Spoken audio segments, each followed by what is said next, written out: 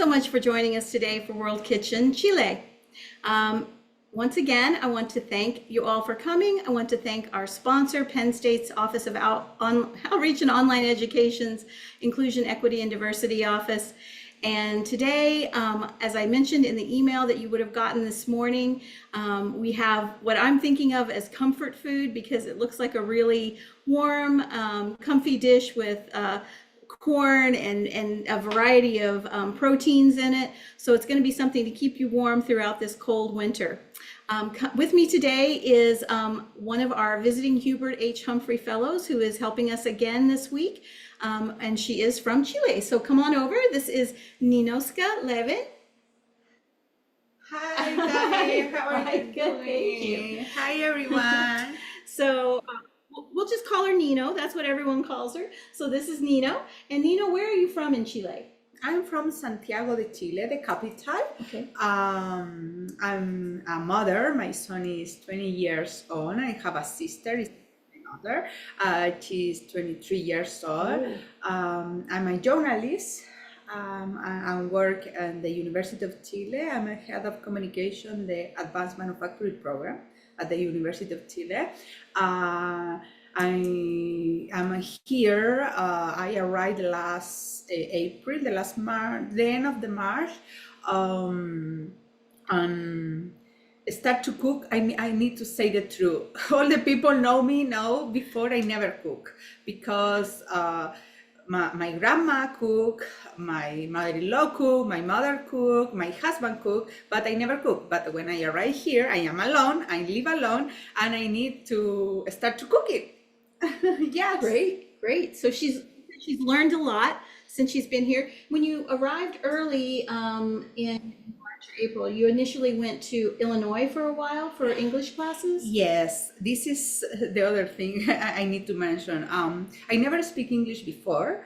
I start to learn English in the last April, and I arrived in the Illinois Urbana-Champaign University and an intensive English program for 4 months.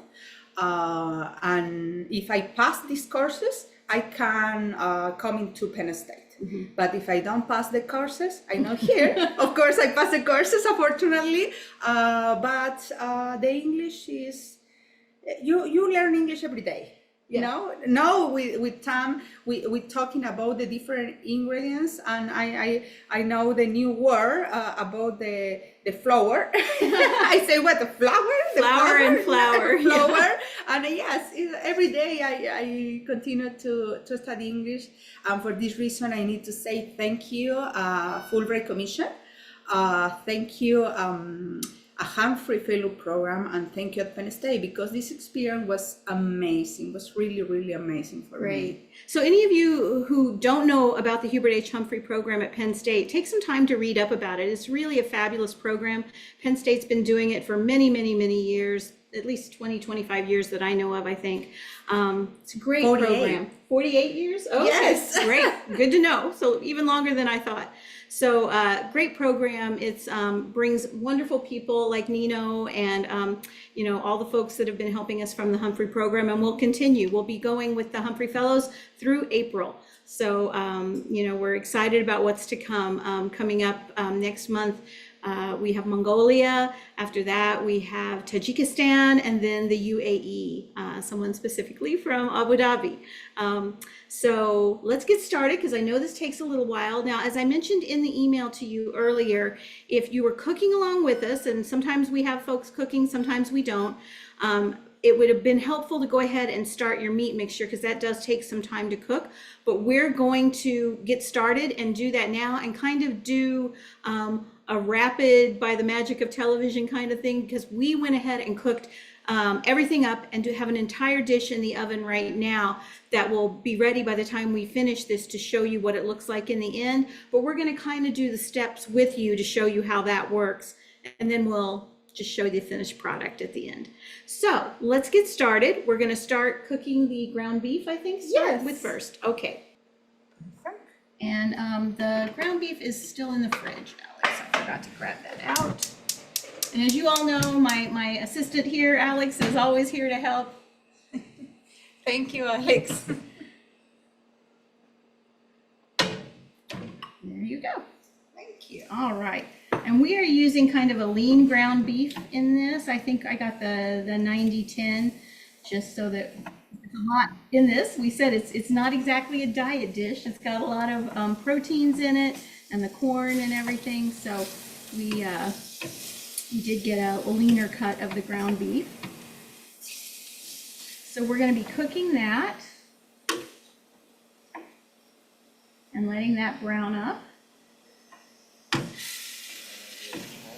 Yes, it's important to mention if you use this type of beef, you maybe don't need a lot of time because you can use a different type of beef. You can do a part of the beef, or you can use this type of beef. Right. So we were talking earlier. She said the recipe that we have that she found for this dish is a little different than what her husband typically does when he's cooking this in Chile, or her mother-in-law. So with the ground beef, it does go a little faster. If you're going to use, say, a cut of beef where you're just cubing the beef or cutting it up small, dicing up the beef and cooking that, it probably needs longer time, of course, to cook. But ground beef, as we all know, cooks really quickly. Yes, I think the ground beef maybe 20 minutes is okay, but if you use the other type, you need the double of time. Yeah. For those of you who are cooking along or watching, please feel free to unmute yourself and ask questions. Or if you like, you can also put your question in the chat if you have a question. I'm so excited because you are a chef, a big chef, and you don't know this plate, and a lot of American people don't know this plate. Yeah, no. It's really new. And the history of this place is about the colony. Mm-hmm. When the Spanish people arrived to my country, they always eat pino. Pino is the name of the beef with the onions. Oh, okay. And the Spanish people, the Spain people always eat that. But in my country, the indigenous eat a lot of corn. Mm-hmm. And they start to do a mix together. Uh-huh. And in this moment, born the pastel de chocolate, or cake, or corn cake in America. That's what I was going to say. Yeah. So what exactly does the word mean? Pastel? Pastel de chocolate. Yeah. Is pastel is cake and chocolate is corn. Corn cake. Yeah. And the other interesting thing is the middle of people is better salt, and the other middle prefer sweet cake. Oh, okay. You can prepare with salt or you can prepare with sugar. Oh, interesting. Yeah, really. And both are very tasty. Yeah. I think this, when you cook in the corn, is more time do you need, you know? Because the other is more easy to prepare, but cook the beef and cook the corn takes more time. More time. Yeah, it's interesting when we get to the corn aspect of this. We'll talk a little bit more about the different methods and different options you have for using corn. But I think with the ground beef is probably the easiest for us to to show here today. So while you're here at Penn State, I guess in Chile where you live, do you get weather like this, the cold, snowy weather? No, the weather here is really hard for me. Oh. But I start to getting used to that. But yes, it's not easy. Snow every day. It's very windy, very cold. Less 10 or 20 degrees before zero. In Santiago de Chile in winter, maybe you have 0 degrees, but never before the zero. In the south of Chile, you can find it a weather the same here, but not in Santiago de Chile. But it's nice at the same time because everything in this program is a new experience. You took a course at the university. You need to do a professional affiliation, you need to do a volunteer, you need to assist in a different conference around the USA. Mm-hmm. You have so many opportunities for networking, dinner, lunch, conference. It's amazing. This program is really amazing. Yeah. Where are you volunteering? In the Women Club Center. Oh, Women's Club. Okay. Women Club Center, sorry. Yeah. And the other thing is with the international student, with the church, we start to tell the people coming every Wednesday to the Pascuita Spiritual and for lunch for the international Okay. students. Yes. So Cindy responded in the chat and said mincemeat empanadas are a traditional Mexican dish. So that's what she mentioned, that one. Yes, yes. In fact, the pino is used in Mexico for empanadas too. Okay. And for this reason, I decided don't do empanadas because empanadas is other traditional dishes in my country.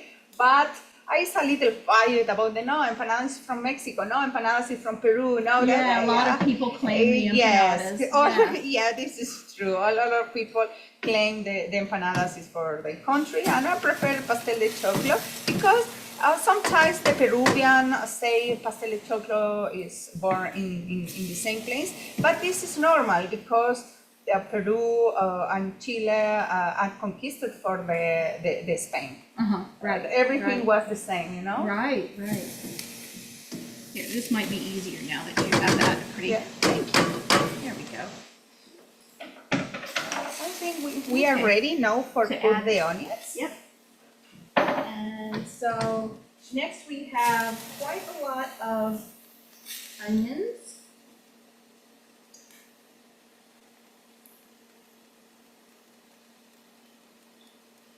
There we go.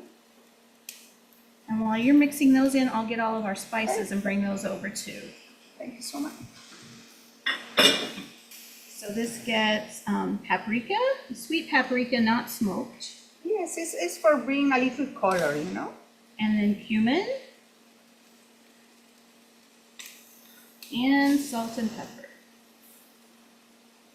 All right. Yes, we decided to do the salt version because I am a salt person. Yeah. I love the chocolate, but always I prefer in lunch on the dinner eat salt plates. Mhm. Yeah, I do too. I like savory more than sweet. Yes. So that works for me. All right, it's starting to smell like the other one did when we when we made that earlier today. Yeah. You feel hungry.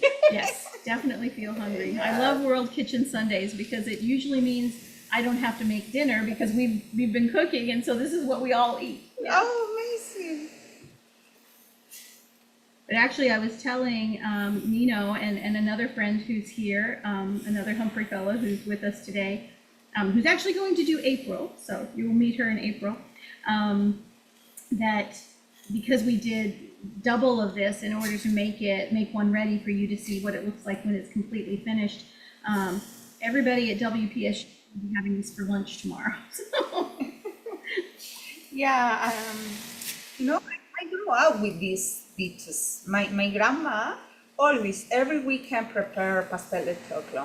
Okay. And after that, my mom prepared too. And when I was pregnant, I was a teenager mother. My son now is 20 years old and he studied medicine Oh, nice. That's wonderful. in Chile. I moved with my mother-in-law house, and she prepared the same dishes. And after we buy a house, and my husband continued to prepare. For the reason when I talk with him or with all the people, I prepare a pastel de choclo. They say me, you cooking? I say yes. This is the other thing. They're all very surprised, huh? When you arrive here, I live alone. I rent an apartment for myself, and I need to cook for myself every day. And in the beginning, I told you every dish was bad, Yeah. or bad, but no, I think I cook very well.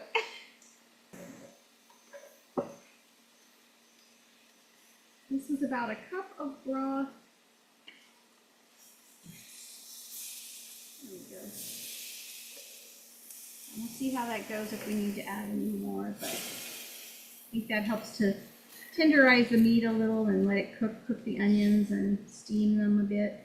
Great. Now, another thing that I was going to mention that we kind of realized as we were preparing these dishes earlier today was that in the recipe that you received, it mentions that optional, you can add cooked chicken, hard-boiled eggs, olives, and raisins.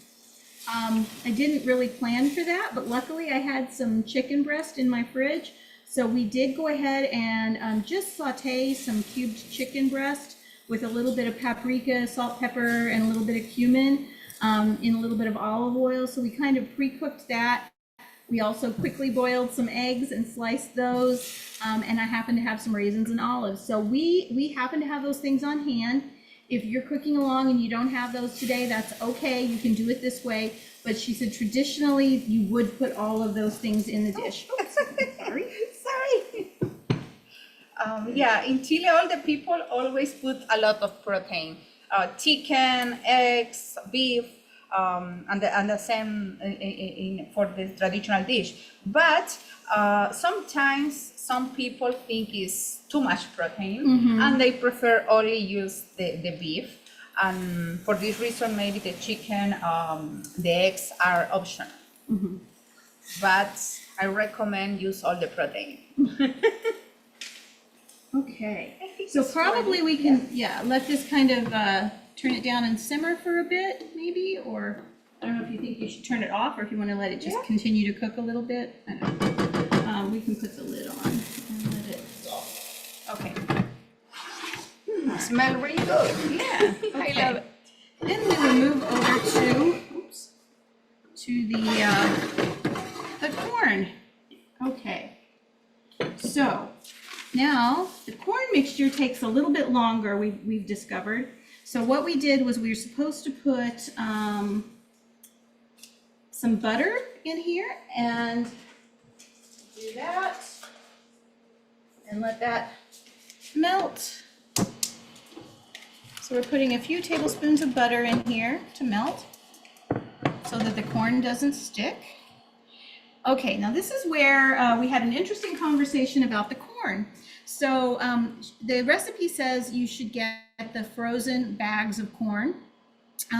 It seemed like a lot, but now that I've seen what Nino does to it, I totally understand why it's a lot of corn. So it's 10 cups of frozen corn. But Nino told me that what she found was if you want to speed the process up, you can use canned creamed corn. Do the same thing, 10. basically. But you need 10 cans of creamed corn. So that's a little pricey. It's a little bit more than, just doing this yourself. So it depends on how much time you have and what you want to do with it. But we can go ahead and get started with our corn because this is, I think, what takes the longest. Yes. Yeah, because our meat is pretty well cooked here. We're going to go ahead and get started with the corn.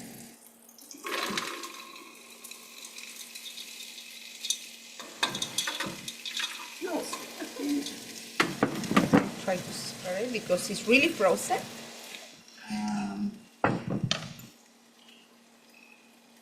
So Joanna, that's what I was saying. The recipe does say that it is, Joanna said, I thought it was an option to make it with chicken or veggies. Now that seems like chicken and veggies are in addition to the beef. Is that right? Yes. It just depends on what you want to do. You can just do it with the ground beef if you want, or the beef of some sort, and the corn mixture. That's the dish that is here in the recipe. What Nino was saying is people in Chile actually do typically add the chicken, the olives, the raisins, and the egg, the hard-boiled egg. So the one that we prepared ahead of time, we did that with, and we're going to do that here with this one, but you totally don't have to. You don't have to do that. You can just do the ground beef and the corn mixture with the cornmeal and put it into the casserole and bake it that way. So it's up to you. And so basically we are getting the corn that was frozen. We did take it out of the freezer like quite a while ago, but a lot of it still seems it's kind of frozen. So we're cooking that down till it's nice and soft and get that cooked. And then we're gonna start adding the other spices into it. In Chile, especially the people eat these dishes in summer. Because in summer we have so much corn and you can eat different dishes. For example, pastel de choclo, other is humita. Humita is similar to tamal. Tamales, yeah. Tamales. The other dishes is porotos con mazamorra, is beans with corn, and a little soup. Or porotos con pirco is beans with corn, but little. and you have so many plates, so many different options. But because the corn is a summer food, but now we can buy the corn in winter because this dishes is very caloric. It's Right. not for diet. Yeah, Sure. right, right. And in the winter, you kind of, you kind of feel the need for a little bit more of a heavier dish, I think, with the cold weather. Yeah. Yeah. So another comment in there was that these the additional items that were optional in the recipe just makes it a little more authentic to what most people in Chile would be doing. Yes. And the other thing is you use cans, the cream corn for cans. You can feel the texture. This is a different texture. You can feel the any corn. But if you Right. use the cream corn, you can feel that. Yeah, it's more soupy, and they soupy, like yes. pulverize Yes. the corn. Yeah. And We're- this bring more texture. You Right. can, because it's a cake corn. Mhm. Corn cake. Corn And cake. yeah, you core and it's the same the piece of cake, but if the other start to more. Yes. Yeah, right, right. Yes, I think Cindy, you're right. If you want to speed that process up, you could, microwave your corn ahead of time and you know, get it not as frozen. But then the important part, as you will see soon, is to be doing this on the stove because there's a process she goes through on the stove where she kind of keeps turning it over the heat. So that's kind of important to, if you heated it in the microwave, you still need to use the pan method, as you'll see coming up. Yeah, but you need to do more work. Yeah. Because you need to cook, you need to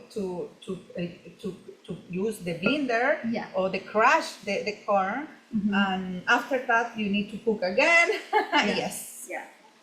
So This a little is more work. definitely the process that takes a little bit more time. So it said in the recipe you could use a cast iron pot, which I don't really have. I guess you could use a Dutch oven or something like that, or just a thick bottom pot, which is what we're using here, the pot we usually use to make rice with. And so we're gonna cook this until it's nice and not frozen anymore.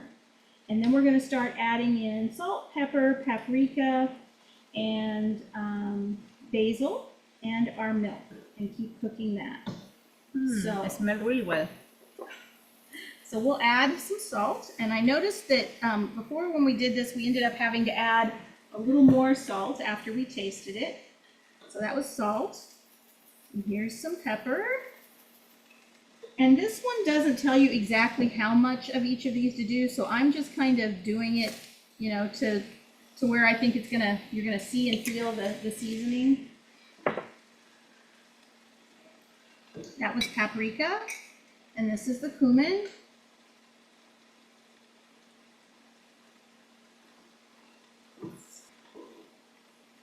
Maybe I'll open it.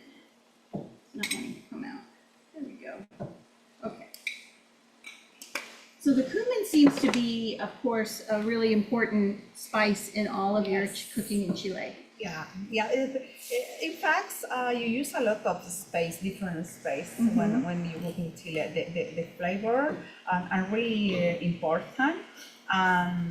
But depend of your personal thing, Sometimes the people love the use the carmine, they use the paprika, but other people maybe don't like a lot. Or you can use a little more onion. It depends. It's what do you prefer. If you don't like the chicken, you don't use chicken, and you only use beef. But maybe you or don't like the eggs, you can don't use that. Any dishes is about what you prefer.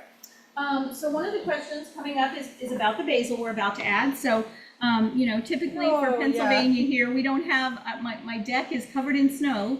Typically I would be growing my own out there, as you've seen before in other world kitchens. But of course, I was able to pick up a small plant at our local grocery store. So we picked the leaves off, and she did, of course, just chop them up into small little bits. So yes, you're gonna slice them up, chop them up with your knife, whatever. And then we're gonna add those in.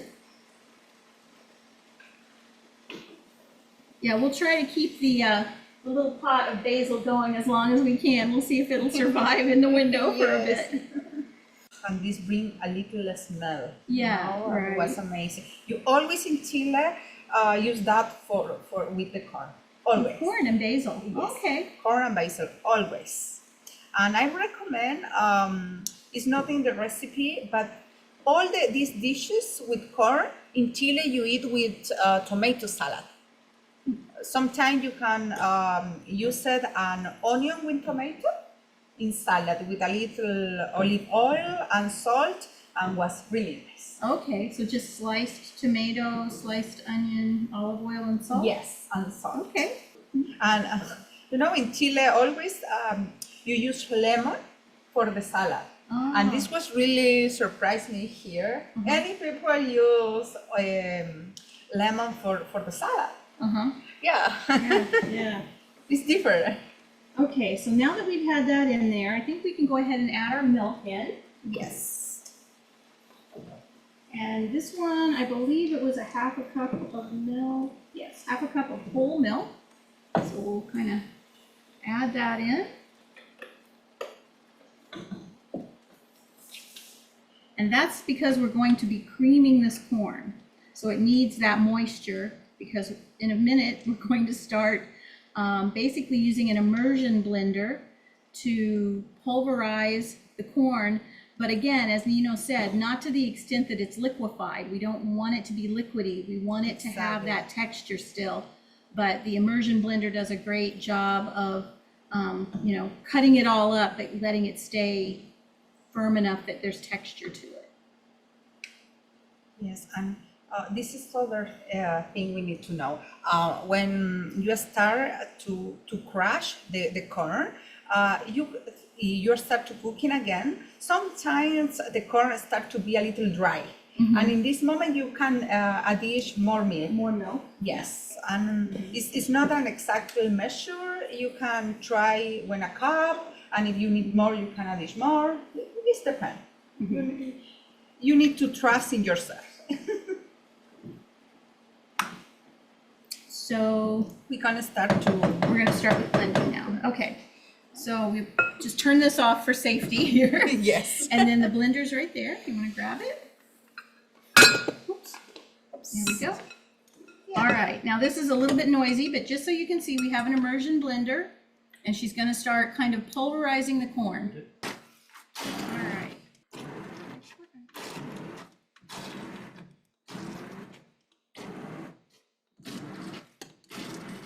I need to say, when I prepare a pastel de choclo in my house here before, I use cans. Use cans? Yeah. Because it's more easy, Yeah. and you don't need to do that. But the texture is different, and then Right. yeah. Right. But this is the real traditional. Okay.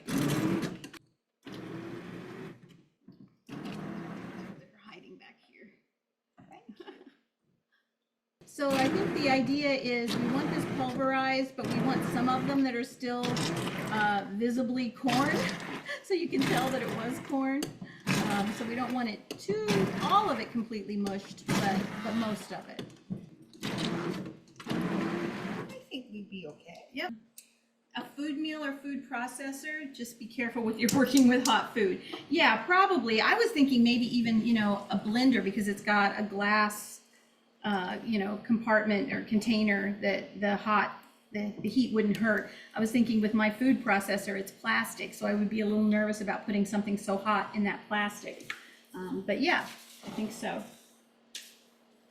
So now this process is what we were talking about, where she is going to be working over the heat, and she's going to keep constantly stirring and turning the corn mixture so that it doesn't burn, but it's kind of cooking down and incorporating. And this is also where we add in the cornmeal, I believe. Yes. Yes. So this one has about 3 tablespoons of cornmeal. So there's 1, 3. Perfect. All right, so mixing that in.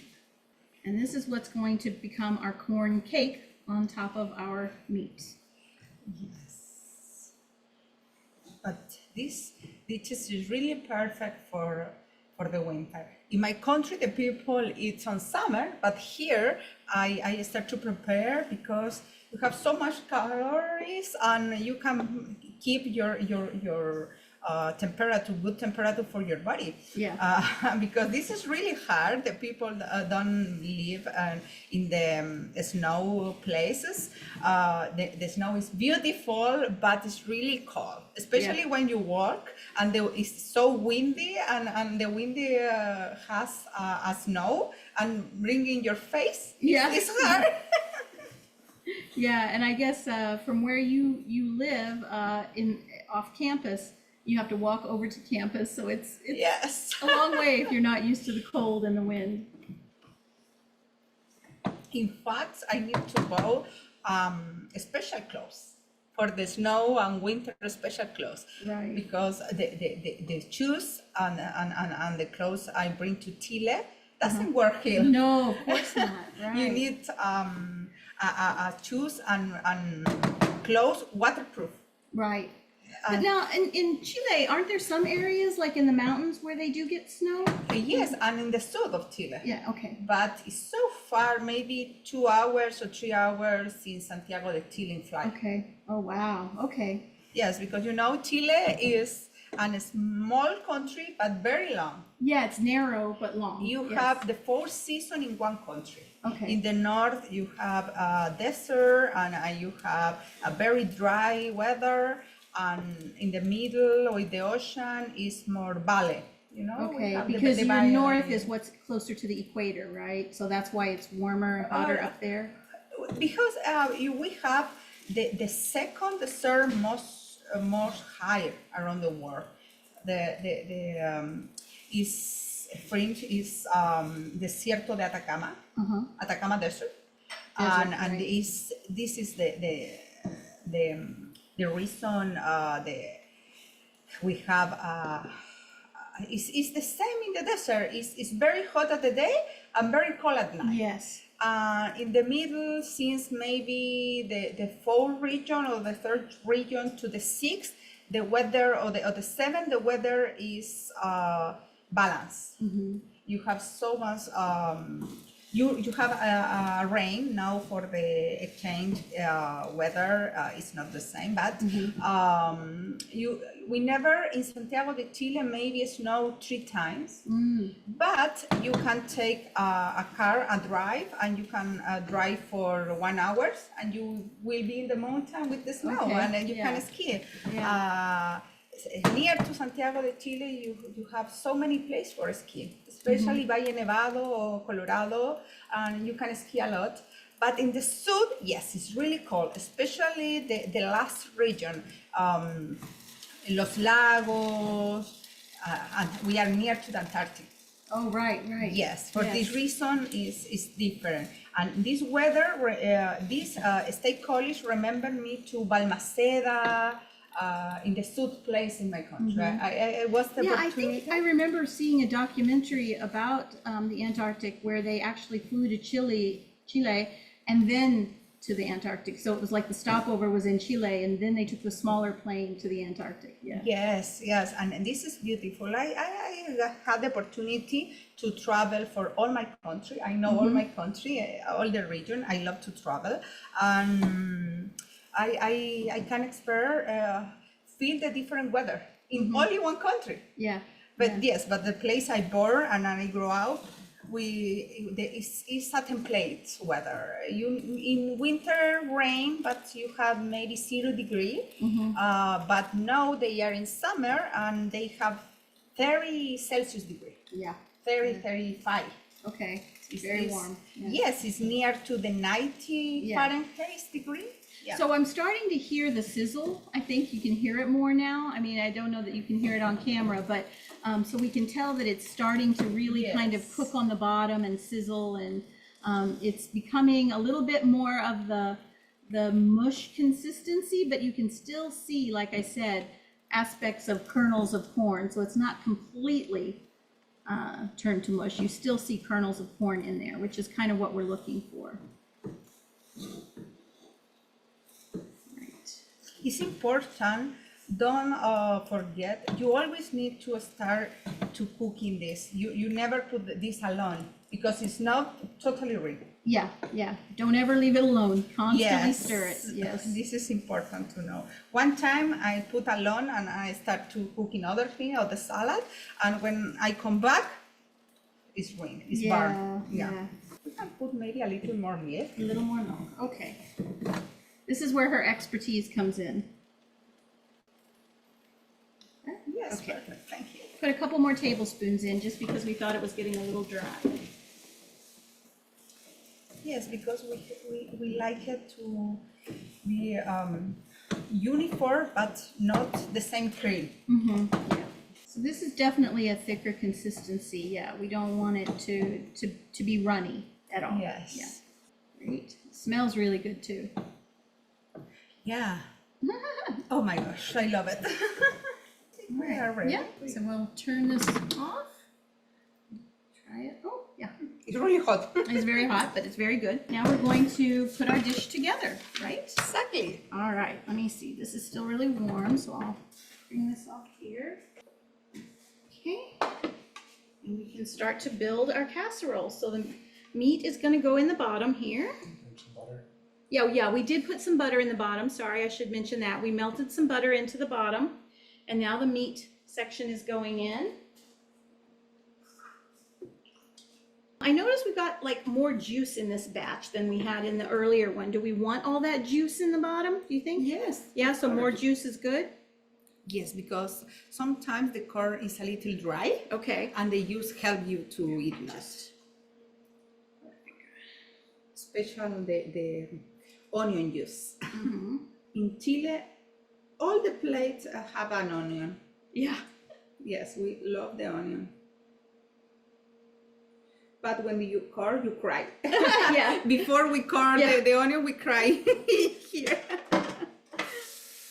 Okay, so we have our meat.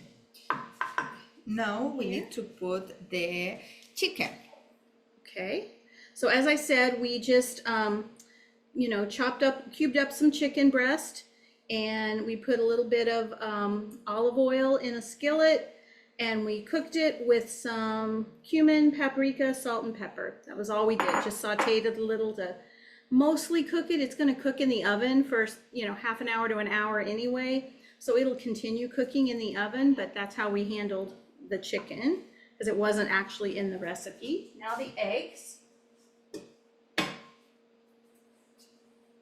Yes, for this reason, a little people think it's so much protein, but maybe you never eat before all the protein together, but Yeah. it's really good. Yes. Yeah, that is a little different to have all these proteins at once, but I'm sure it's gonna be delicious.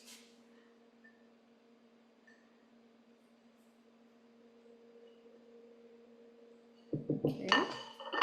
Now the raisins. Mhm. This is 1 hand. Okay. A handful of raisins. Yes. All right. And the olives and black olives. Mm-hmm.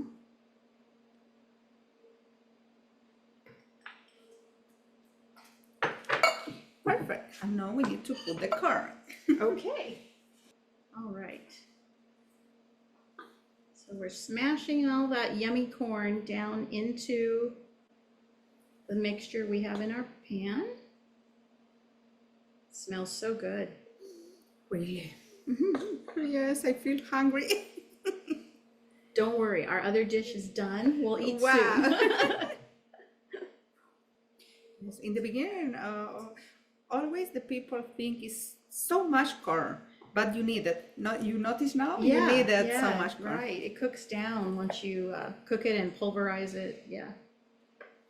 I love the little bits of crispy brownness in the Yeah. corn too. It looks so nice. And we put at the end a little sugar, Mm-hmm. because they bring a little color. Yeah. You look.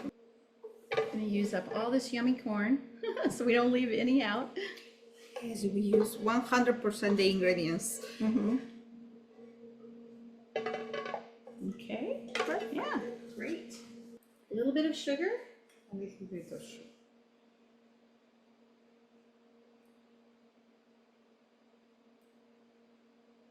Because it's a cake. Okay, we are ready. Okay, so this will go into the oven and it will bake. We baked ours that we have to show you for about 30 or 40 minutes, just until it got nice and brown. So it's beautiful golden color with a little bit of brown on it. And then, let's see, maybe we'll use that to cut. Yes, Yeah. this is the effect of the sugar, you know? The effect of the sugar gives it that Yes. brown. What size casserole? This is a 9 by 13 casserole dish. So you can probably see that it filled this one really nicely. I think that worked out really well for this dish. I'm just kind of loosening the edges a little bit here so that we get all that crunchy yummy when we cut it. All right, how big a slice do you eat? Depends how much hungry you are. How hungry are you? Okay. Well, we will assume that we're gonna do like this. I think a little more bigger. A little bigger? Yes. Okay, bigger. All right. All right, let's see if we can get this delicious out. And it's more tasty. Yeah. All right, we'll leave that with that one. Okay. So this is our finished dish. Here we go. Wow, Put it here up here so they can see it. There we go. All right. We can't wait to try it. And we hope that you either cooked along with us or you will give this a try later this week. And maybe have some during this nice cold weather, and you'll feel all comfy and cozy inside too. So I want to thank Nino for coming and helping us out. I can't wait to try this. I think it's going to be delicious. And as I said, as always, we thank our sponsor. This video will be edited over the next day or two, and then we will get it up on our website. We always shoot for Tuesday or Wednesday. We hope we'll have it up on the website in case you want to go back and look at it again. And next month will be World Kitchen Mongolia. So we're excited about that one. It's one I never thought I would get. I don't see a lot of people from Mongolia, so we're excited to have, again, a Hubert H. Humphrey Fellow here from Mongolia to work with us. And that will be up on our website to sign up for next week as well. So thanks very much for coming. Thank you, Nino. Thank you very much for all the people see me, especially the people connect here and my family connect in Chile too. Kisses for all of you. See you next month. Bye.